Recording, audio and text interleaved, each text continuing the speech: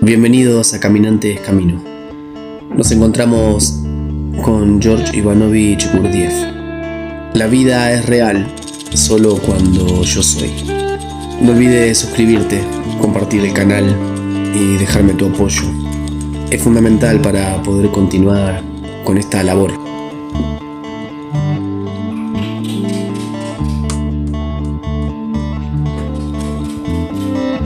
Tercera conferencia, dictada por mí ante un auditorio bastante limitado, con el propósito de que el conjunto de mis exposiciones y aclaraciones, así como las exposiciones de los diferentes instructores que he preparado especialmente y que tengo intención de enviar aquí de vez en cuando a partir de este año, sean productivas y den resultados reales durante las futuras reuniones generales y los encuentros privados de ustedes.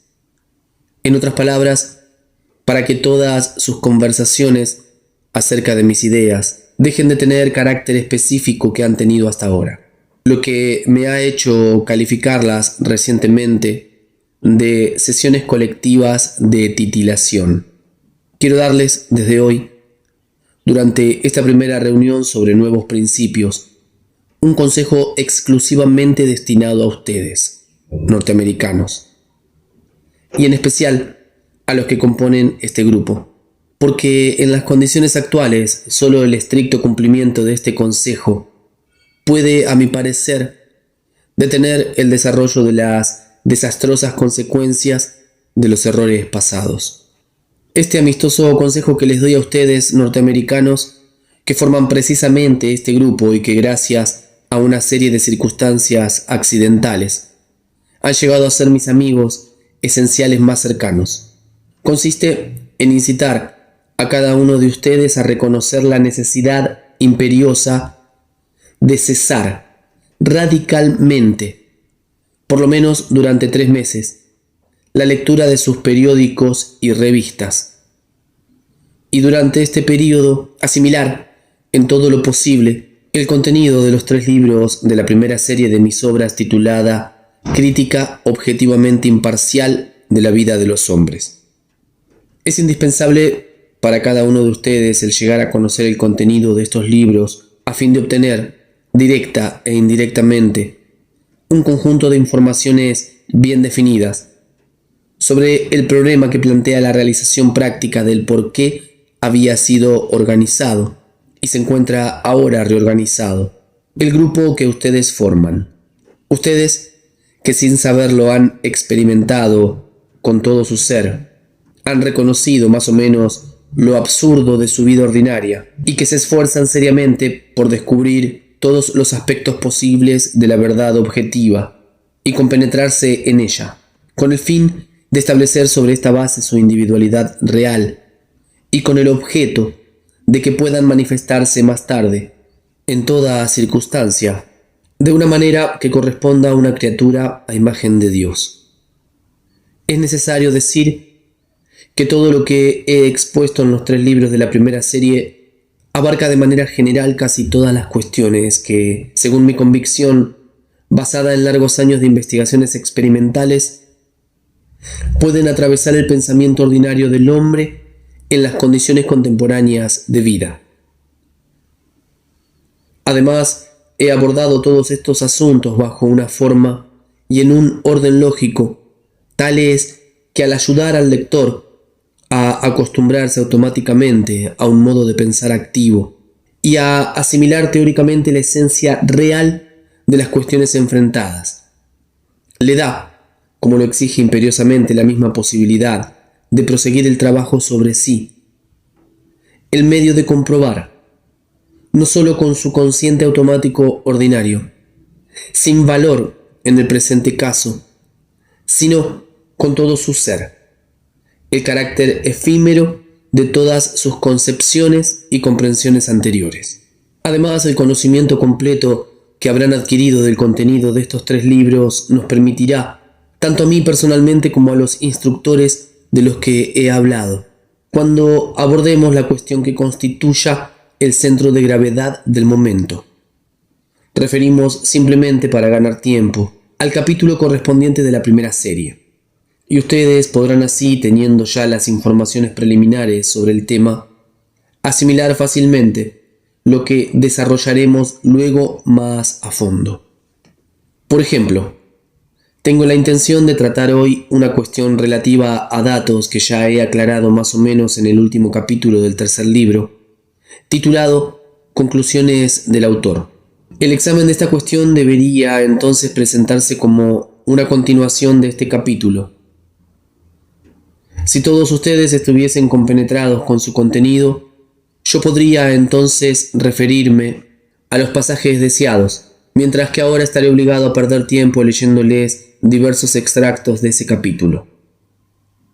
Lo que sobre todo necesitan ustedes es conocer la parte del capítulo llamada suplemento, que he escrito después de haber demostrado el completo automatismo del hombre contemporáneo y su completa nulidad en cuanto a las manifestaciones independientes de su individualidad. Dicho esto, le pedí a mi secretario que leyera los extractos que acababa de mencionar.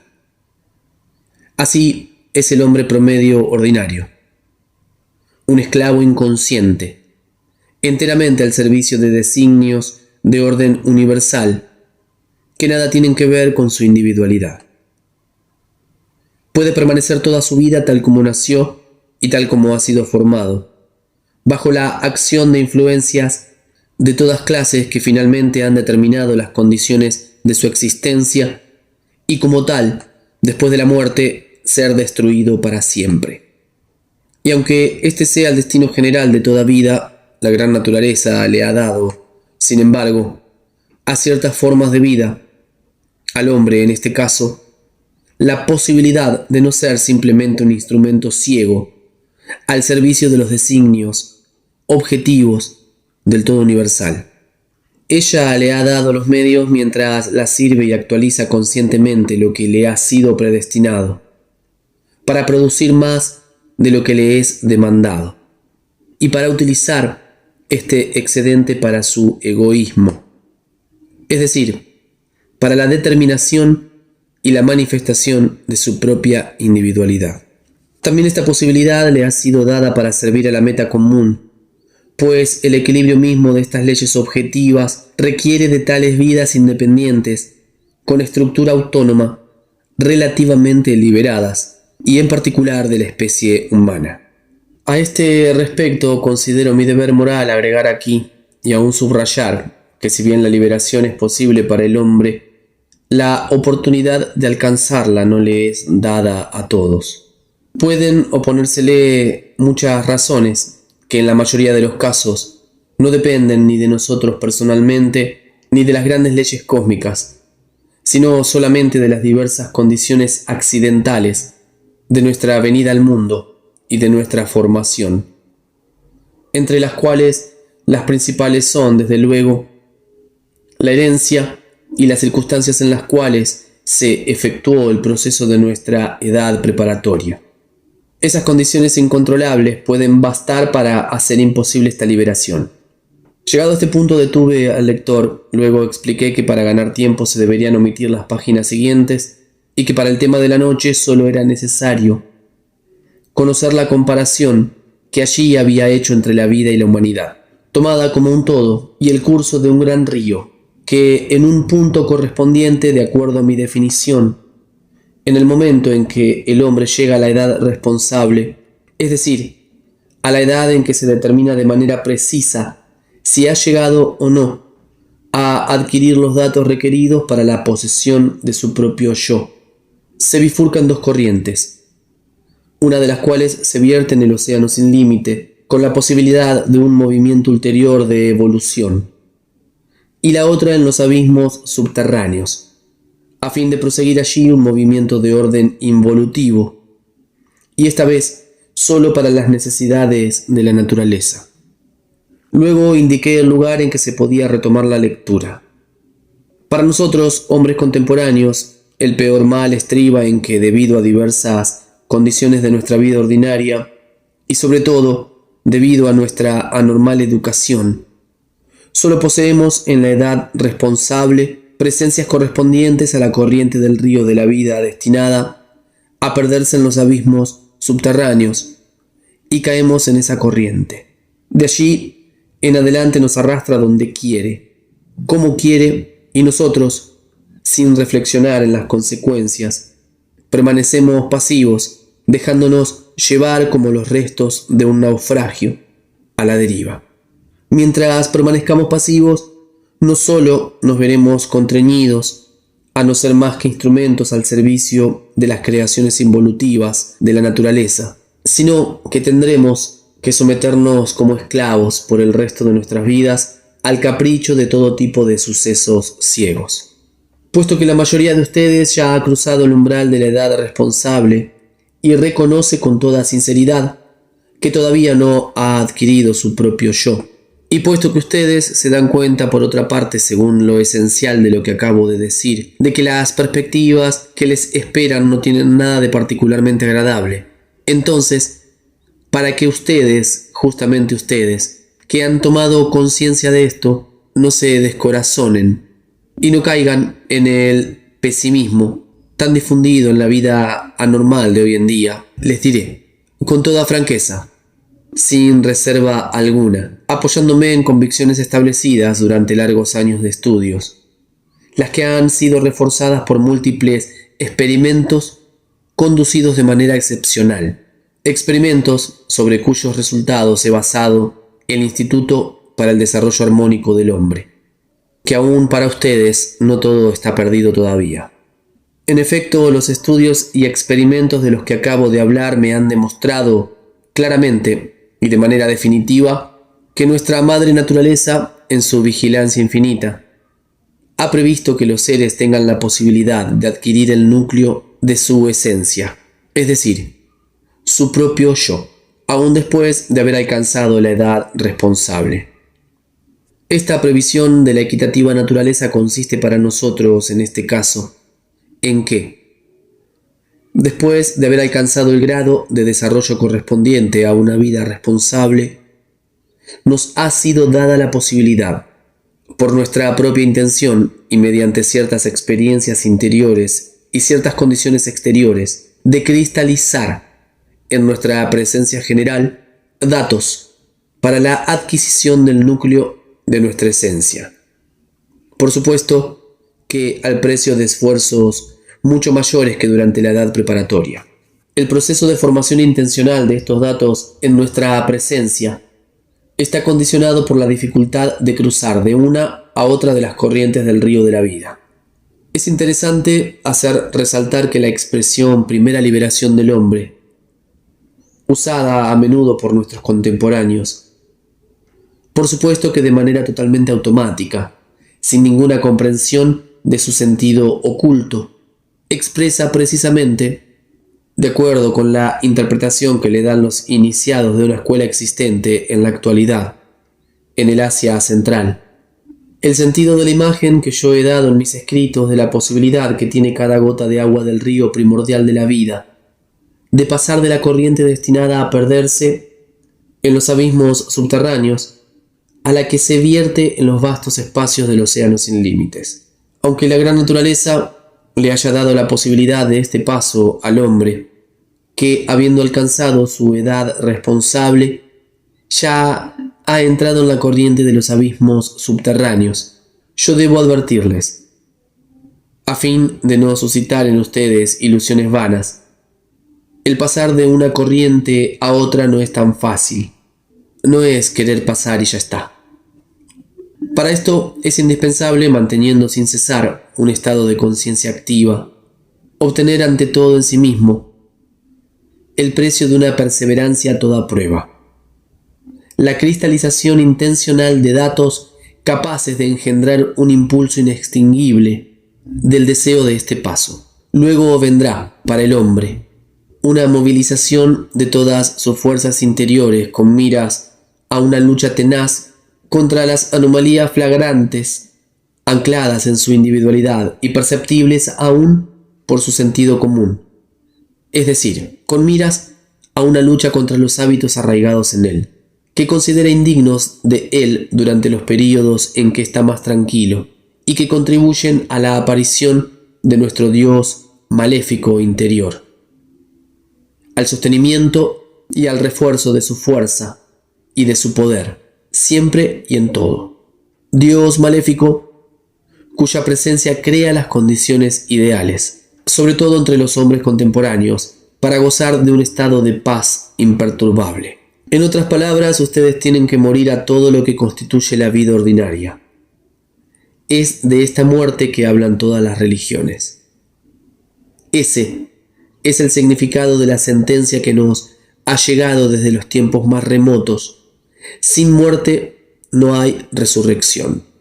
Dicho de otro modo, si no mueres, no serás resucitado. En este caso no se trata de la muerte del cuerpo, porque para esta muerte no hay necesidad de resurrección. Si hay un alma, y ésta es inmortal, no necesita la resurrección del cuerpo. Esta resurrección no es en absoluto necesaria para comparecer en el juicio final ante nuestro Señor, como nos lo enseñan los padres de la Iglesia. No, todos los profetas enviados de lo alto y Jesucristo mismo han hablado de esta muerte que puede sobrevenir aquí abajo, en esta vida, es decir, de la muerte del tirano, que hace de nosotros esclavos y sin cuya destrucción no se puede asegurar la primera gran liberación del hombre. En este punto detuve nuevamente la lectura y continué. Después de todo lo que se acaba de leer, cada uno de ustedes debería comprender que la condición indispensable exigida a un hombre para conservar la posibilidad de entrar en un nuevo camino, el del movimiento evolutivo, es la de poseer por lo menos algunos datos para la adquisición de su propio yo.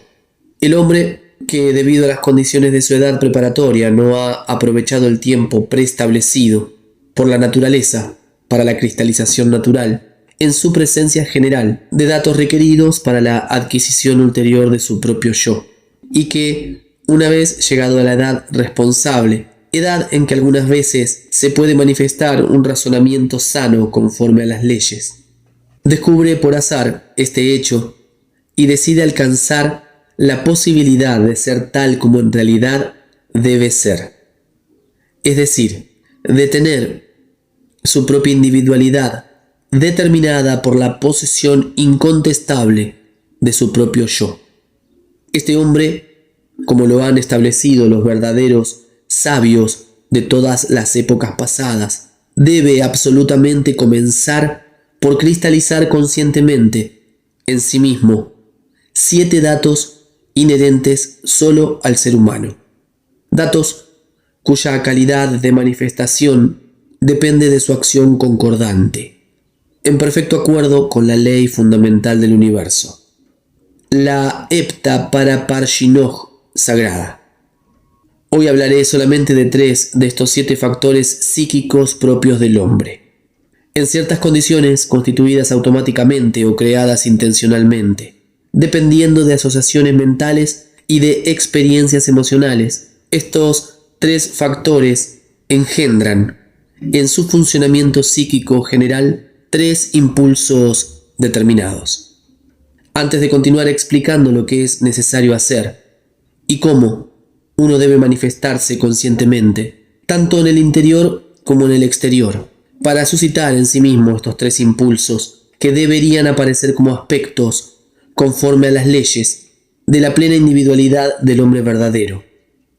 Me veré obligado, para designarlos por ausencia, en la lengua inglesa, de alguna expresión exacta correspondiente, y por consiguiente, en ausencia de una comprensión aproximada de dichos impulsos, a escogerles nombres convencionales, más o menos equivalentes, los que de ahora en adelante usaremos en nuestros intercambios. Para definir aproximadamente el primero de estos 3 impulsos humanos que deben surgir y manifestarse en el hombre verdadero, podríamos usar la palabra can, no en el sentido que tiene en la lengua de los ingleses contemporáneos, sino en el que le daban sus antepasados en la época pre-shakespeariana. Aunque en la lengua inglesa contemporánea existe una palabra que define exactamente el segundo de estos impulsos humanos. el verbo to wish.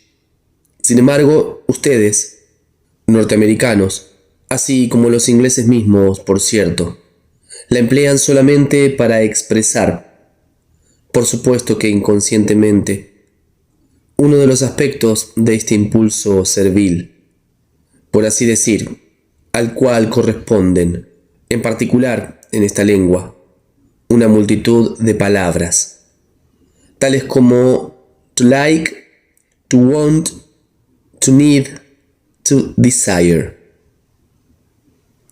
O sea, gustar, tener ganas de, necesitar, desear.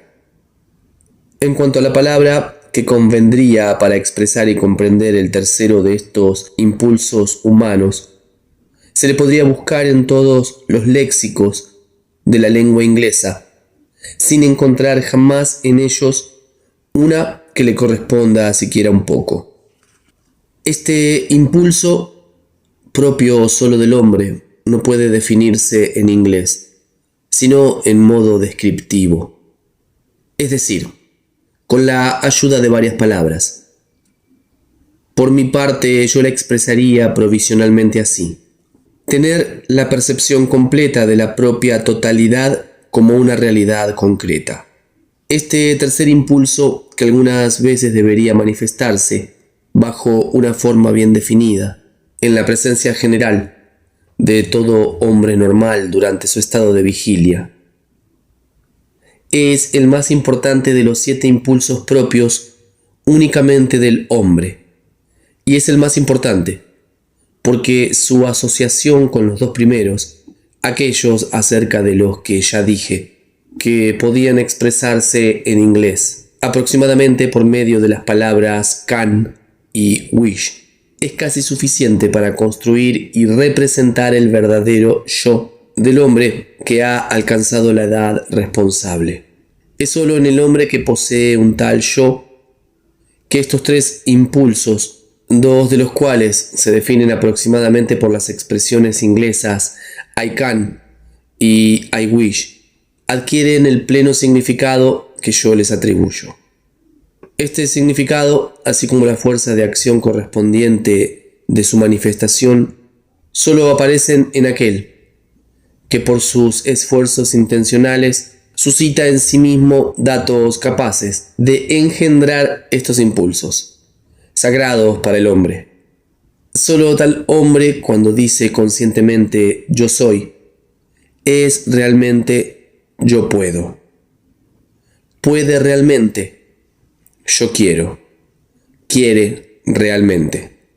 Cuando yo quiero, yo siento que todo mi ser, que yo quiero y que yo puedo querer.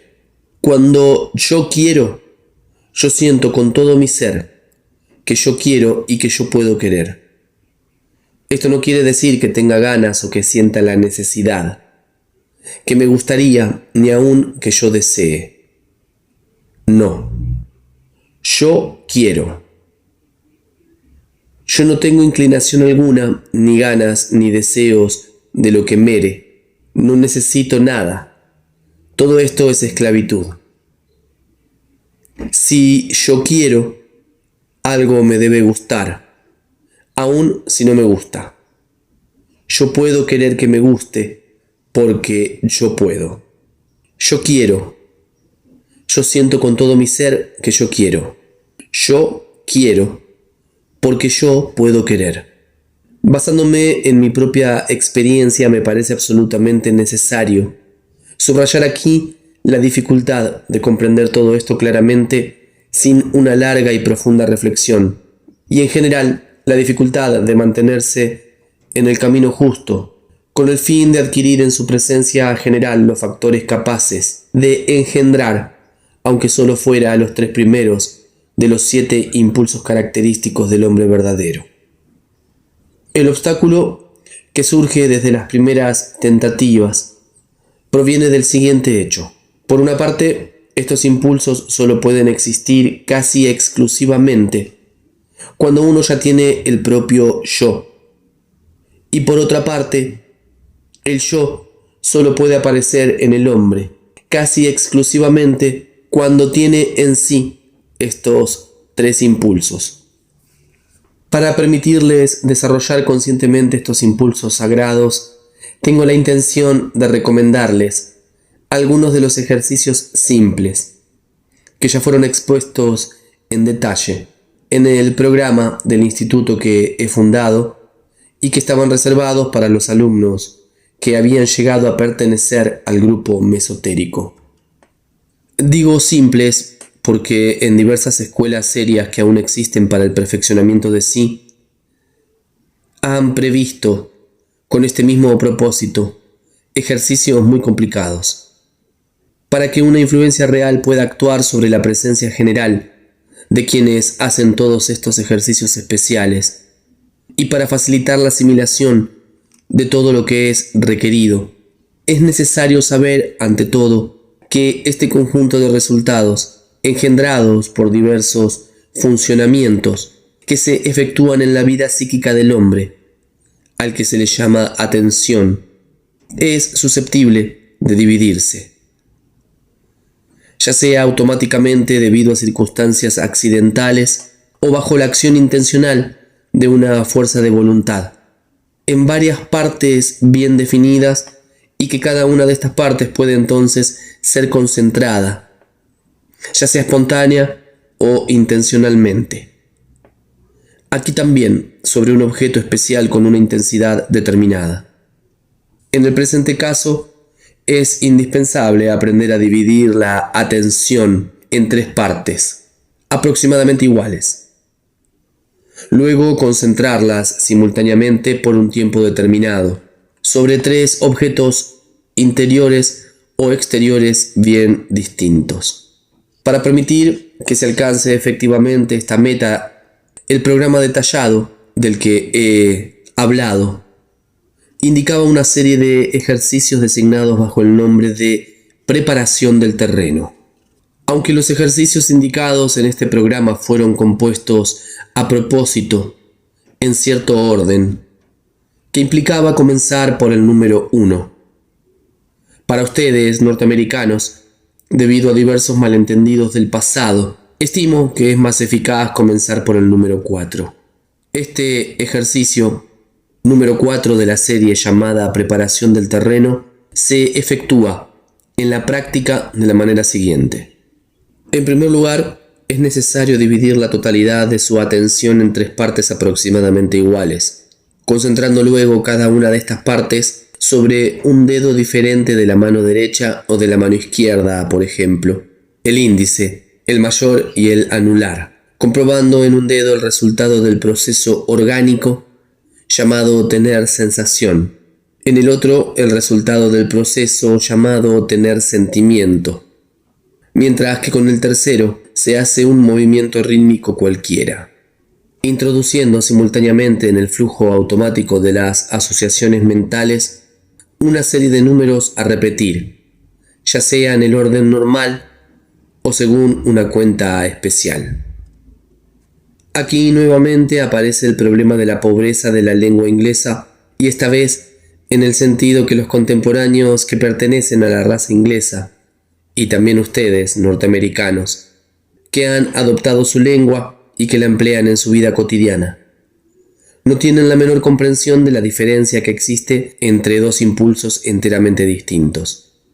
Aún en el hombre ordinario, quiero decir, entre el impulso de tener sentimiento y el de tener sensación. Dado que es muy importante captar la diferencia entre estos 2 impulsos para comprender mis indicaciones ulteriores sobre todos los ejercicios que les serán necesarios, así como sobre la naturaleza real del psiquismo del hombre, me veré obligado a interrumpir la secuencia lógica de la exposición que había comenzado y perder tiempo, una vez más, para explicar, aunque sea solo aproximadamente por ahora, este asunto psicofilológico surgido de manera inopinada. A fin de explicarles este asunto tan importante, la diferencia entre tener sentimiento y tener sensación, les daré la siguiente definición.